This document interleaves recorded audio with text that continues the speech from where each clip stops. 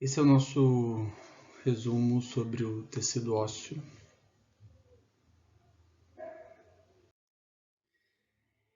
Então, o tecido ósseo é um tecido conjuntivo especializado. Como todo tecido conjuntivo, ele é composto por células osteogênica, osteoblasto, osteócito, osteoclasto e pela matriz, pelo material extracelular, que é dividido em duas porções: a orgânica, que é composta pelas moléculas produzidas pelas células, e a porção inorgânica, formada pelos compostos minerais. Devido a essa porção inorgânica representar uma grande parte do tecido ósseo, a metodologia do estudo do tecido ósseo ocorre de duas formas. Ela pode ser por descalcificação, para observação das células e da porção orgânica.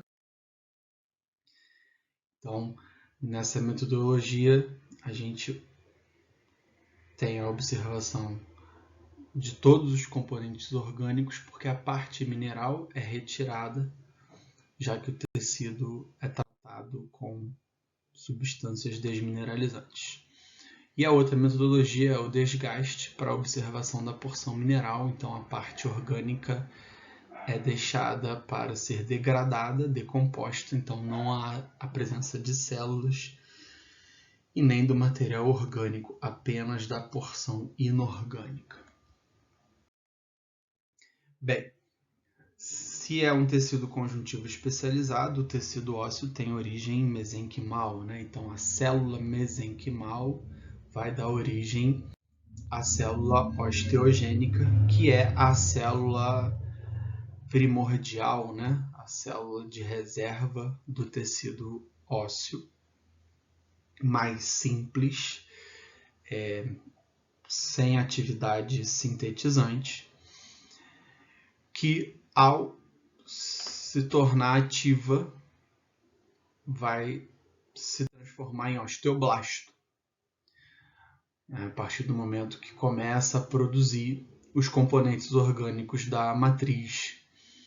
Então se torna uma célula mais volumosa, com as organelas citoplasmáticas mais volumosas, mais desenvolvidas, exatamente porque começa a produzir, né, os componentes da porção orgânica, os glicosaminoglicanos, que vão formar, né, toda aquela cadeia de macromoléculas, proteoglicanos e agreganos, as fibras de colágeno, as moléculas de interação específicas do tecido ósseo, né, osteonectina e osteocalcina, as cialosproteínas, além de substâncias, né, bioativas como a osteoprotegerina, que é uma substância bioativa que inibe a diferenciação do precursor de osteoclasto, né? Então inibe a formação do osteoclasto, que é um dos outros tipos de células, tá? O osteoblasto ele também tem receptores para hormônios da paratireoide que controlam, que influenciam o metabolismo do cálcio, né? Já que quanto mais componentes, né, orgânicos ele produz, mais cálcio vai ser mobilizado, vai ser atraído para essa região para formar tecido ósseo. Então, essa questão hormonal ela é muito ligada, né, ao tecido ósseo. Então, o osteoblasto ele responde, né, tem receptores aí para hormônios da paratireoide que controlam esse metabolismo do cálcio. Então a gente tem aqui, ó, Exatamente, tá vendo o receptorzinho da hormônio da paratireoide sendo destacado, né? Exatamente por conta desse processo. Geralmente os osteoblastos se localizam sempre na periferia dessa matriz óssea que está sendo formada, né? Então eles estão aqui, ó, são esses aqui. Nessa outra imagem aqui, ó, e aqui. Bem, os osteoblastos eles são capazes de se diferenciar em osteócitos, uma vez que a matriz, né, começa a se mineralizar ao redor deles, começa a se enrijecer. Eles são capazes de produzir esses prolongamentos citoplasmáticos. Graças às cialoproteínas, que são aquelas proteínas de interação da célula com a matriz, eles vão produzir esses prolongamentos, né? E graças a esses prolongamentos, mesmo aprisionados na matriz óssea, eles trocam substâncias entre si, né? Então, os osteócitos aprisionados na matriz se comunicam através desses prolongamentos, né? Eles secretam substâncias, né, na sua região periférica aqui, tá? Necessárias para a manutenção do tecido, tá? Realizando o que a gente chama de mecanotransdução, né? Ou seja, a liberação de substâncias para o recrutamento de osteoblastos, ou seja, sendo necessário a renovação, né, o crescimento do tecido ósseo, a gente tem, o osteócito tem essa capacidade, mesmo aprisionado lá. O espaço periosteocítico, né, é preenchido por um fluido extracelular rico em cálcio, então ele tem aqui um espaçozinho entre ele e a matriz mineralizada, que fica esse fluido, por onde ele consegue fazer trocas, né, entre o meio intra e extracelular. Na imagem por desgaste, né, a gente tem que prestar atenção porque a gente não observa a célula, a gente observa a lacuna que alojava a célula, que alojava o osteócito, que é essa aqui, né? E essa lacuna recebe a denominação de osteoplasto. E essas ranhuras, né, que parecem rachaduras, na verdade são os canalículos ósseos por onde transitavam os prolongamentos citoplasmáticos dos osteócitos. Então, sempre tomar muito cuidado com o termo osteoplasto. Ele é o nome da lacuna visualizada na metodologia do desgaste. O quarto tipo celular é o osteoclasto, né? Então ele é o único tipo que foge da linhagem, da sequência aqui de diferenciação que começa com a osteogênica, depois passa pelo osteoblasto e termina no osteócito. Então esses três aqui formam uma linhagem, uma sequência de diferenciação. O osteoclasto, ele tem uma origem própria, né? Uma origem diferenciada. É uma célula bem diferenciada, é uma célula multinucleada, tem vários núcleos, tem uma borda preguiada, né, que lembra microvilosidades, então significa que tem uma capacidade aí de absorção, tá? É uma célula que faz ali forma ali uma região de vedação com a matriz, né, com junções ali com a matriz, tá? E libera enzimas osteolíticas, enzimas que são capazes de desmineralizar a matriz e com isso ele reabsorve os minerais da matriz e esses minerais são mobilizados para serem reutilizados pelo próprio tecido ósseo ou reutilizados em outros tecidos, dependendo da necessidade do organismo.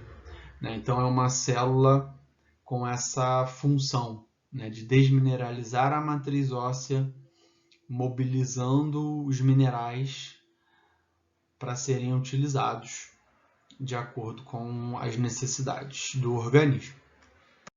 Como eu disse, o osteoclasto tem uma origem diferenciada, ele se origina do monócito, que é uma célula sanguínea, tá?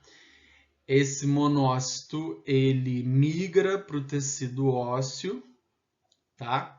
E aí, com a participação do osteoblasto, estimulado pelo paratormônio, tá vendo? O paratormônio agindo aqui, o osteoblasto libera uma substância que se liga ao agora macrófago que oriundo daquele monócito.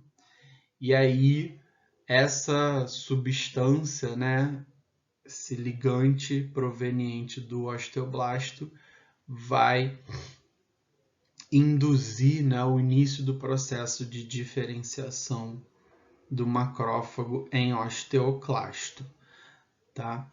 Então, o osteoclasto ele se origina de um monócito, e a osteoclastogênese, que é esse processo de formação do osteoclasto, tem a participação do paratormônio, estimulando a síntese do fator estimulante de colônia de macrófago pelo osteoblasto, que é o que vai ativar ali o macrófago para iniciar a osteoclastogênese. Então, é um processo bastante complexo, com regulação hormonal e com participação do osteoblasto, já que envolve aí a regulação do cálcio.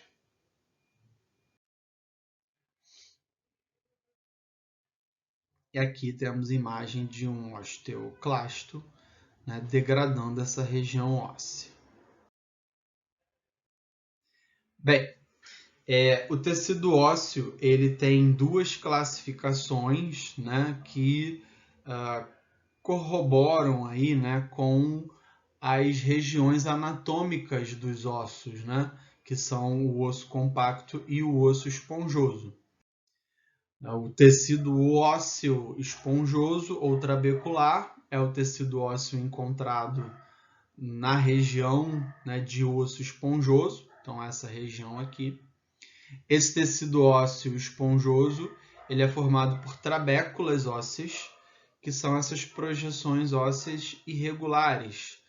O formato dela é irregular, então elas podem ser quadradas, retangulares, esféricas, triangulares, e por isso acabam não se encaixando corretamente, deixando espaços entre elas, E é exatamente nesses espaços entre as trabéculas que fica alojado o tecido hematopoético. As trabéculas são sempre revestidas pelo endósteo, que é uma camada de tecido conjuntivo especializado, formado por uma fileira, uma monocamada de células osteogênicas e osteoblastos. Sempre a gente vai ver essa fileirinha aqui. Tá vendo? Se você acompanhar a trabécula, sempre tem essa monocamada de osteogênicas e osteoblastos, que é o endósteo. Aprisionados no interior das trabéculas, sempre os osteócitos. Tá? Então, esse é o tecido ósseo esponjoso ou trabecular. O outro tecido ósseo, a segunda classificação de tecido ósseo, é o tecido ósseo compacto ou lamelar, que também pode ser chamado de secundário. Esse tecido é formado por um sistema de lamelas ósseas. A lamela óssea é uma camada circular de tecido ósseo, então tem um formato definido, né? Então, se a gente olhar aqui, a gente vê, acompanhando aqui as lacunas, né, dos osteócitos, a gente consegue observar essa trajetória circular, esse formato circular. Então, é uma lamela, tá? As lamelas podem ser circunferenciais externas e internas, né? Então, quando elas estão mais na região externa ou mais na região interna, certo? Quando essas lamelas, né, formam cilindros com um canal central no meio, esse cilindro, essa estrutura é denominada osteon ou sistema haversiano, tá certo? Então, geralmente o osso compacto, né, a região de osso compacto, vai sempre apresentar osteons, né, porque a espessura do osso compacto é sempre muito grande.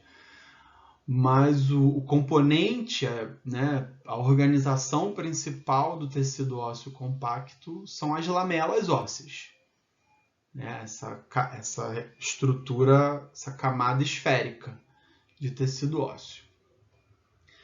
Agora, quando elas se organizam ao redor, né, dos canais centrais, formam os osteons, que quase sempre estão presentes, tá?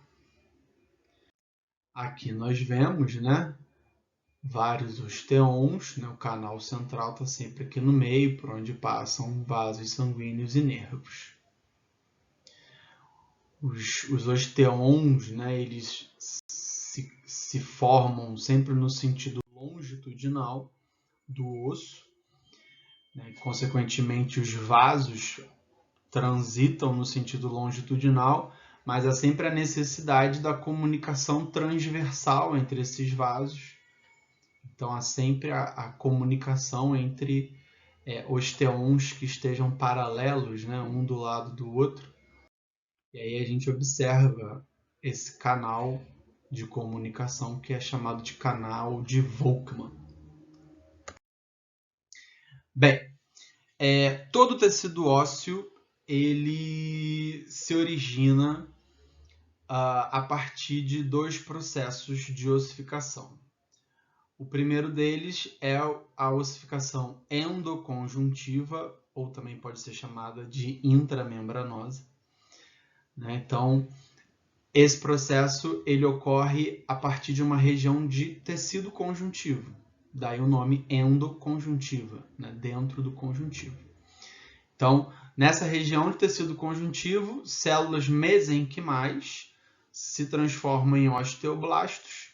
Esses osteoblastos produzem um centro primário de ossificação, então uma primeira matriz óssea ali, e desse centro primário se origina o tecido ósseo primário, que é um tecido formado por espículas ósseas, que são estruturas semelhantes a trabéculas ósseas, só que são muito mais frágeis, muito mais delicadas.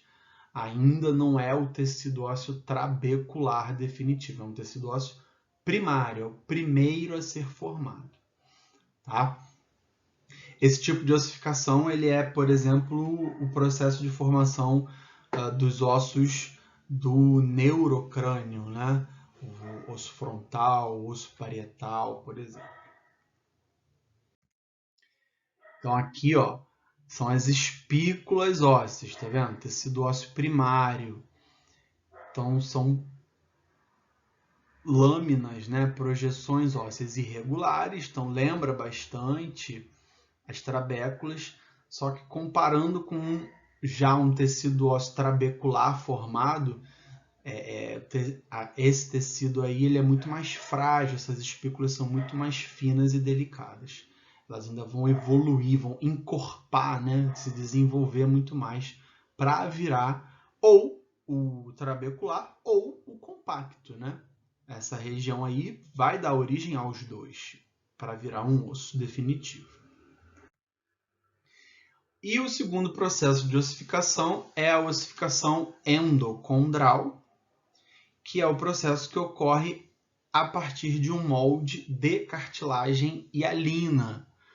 Então, é um processo que é responsável pela formação de grande parte dos ossos do esqueleto humano, principalmente os ossos longos. Então, o molde de cartilagem hialina, né, padrão. O primeiro evento que ocorre é a calcificação do pericôndrio. Essa calcificação é basicamente uma ossificação endoconjuntiva que ocorre, porque o pericôndrio é tecido conjuntivo. Esse tecido conjuntivo se calcifica, se mineraliza. As células mesenquimais viram osteoblastos, os osteoblastos produzem ali um centro ósseo primário, tá? E isso resulta num cilindro ósseo ao redor do molde de cartilagem. Esse cilindro ósseo faz com que haja uma redução de nutrientes, né, para o interior da cartilagem, já que o cilindro ósseo não é atravessado pelos nutrientes do tecido conjuntivo que ficou para o lado de fora dele, né? Redução de oxigênio, e os condrócitos respondem hipertrofiando. Né? É uma resposta comportamental, fisiológica aí dos condrócitos a essa redução de nutrientes e oxigênio. Eles aumentam de tamanho e também eles começam a se multiplicar e migrar para as extremidades do molde, onde não tem ainda o cilindro ósseo.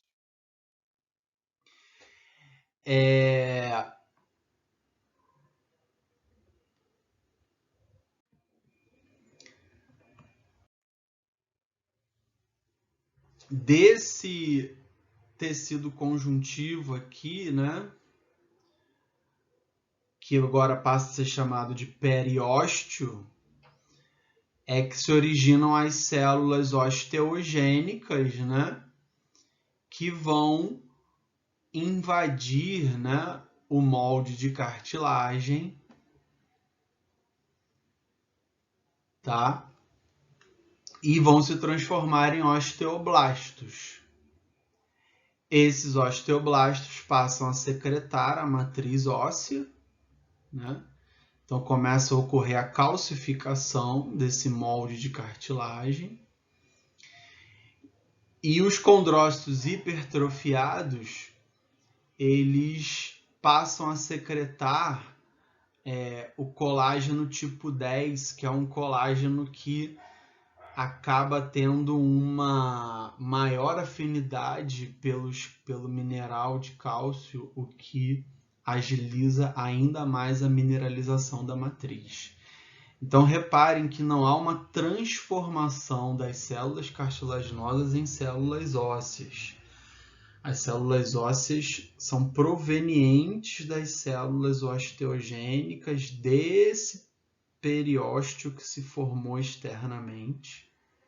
Então, elas entram no molde e começam a formar o tecido ósseo e a substituir o molde de cartilagem, certo?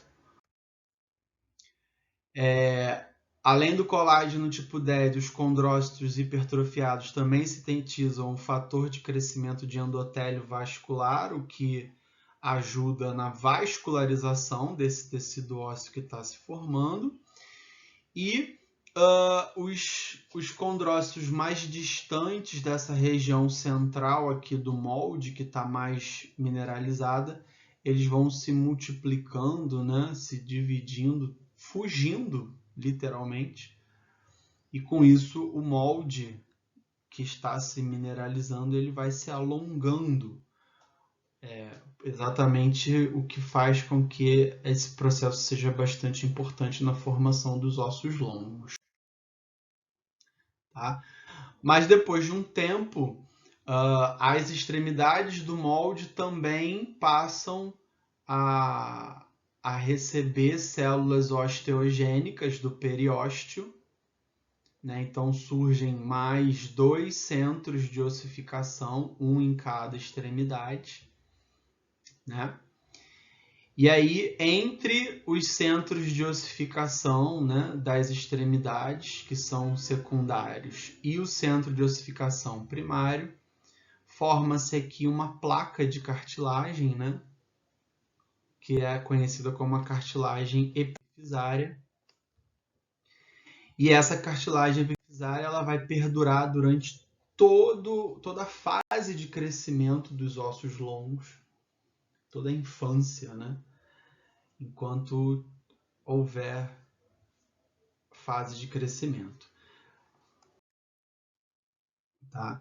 E aqui nós temos uma ideia, né, do quanto esse molde de cartilagem vai se alongando durante o crescimento, aí, a ossificação dele.